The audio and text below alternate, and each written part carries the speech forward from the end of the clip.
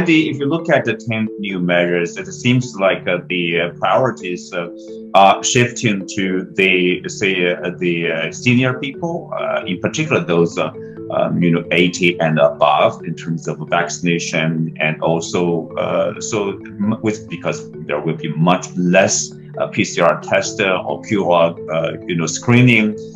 So that you do see the changes, and you mentioned about China is better prepared in terms of treating COVID patients. That kind of infrastructure of facilities, the government is more confident. Probably that's part of the reason why now we are opening. Absolutely, and we have to recognize this is, of course, a public health crisis. So the COVID pandemic all around the world was a public health crisis. But it also is a policy challenge and a political challenge as well, because there are real costs. There were economic costs. There still are economic costs. People had to endure quite a lot. So I think it's a complex issue. And one of the key tasks ahead, as was announced, is increasing vaccination amongst the elderly, especially the old. And I think there's two factors here. I mean, one is that they tend to not get out as much, so reducing the opportunities to get infected, but also the communication is very, very important, as we've seen mentioned in the press conference, in multiple messages from the government, that the vaccines available are safe.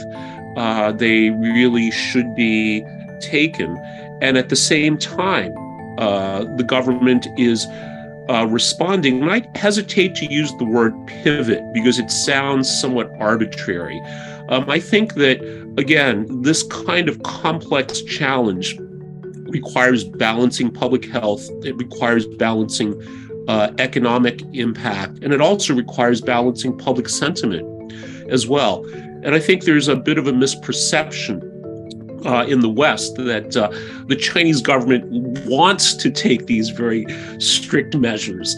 And I think nothing could be further from the truth. And now, because the virus has evolved, thankfully, to be less deadly, so of course it would make sense for the government to take these measures while doing more to protect the elderly, or, as I've heard it's described as you have the young old, the middle old, and the old, but it's especially the old, those above 80 years old, I believe, that are most at risk. So this is, I think it's very sensible that this is one of the priorities.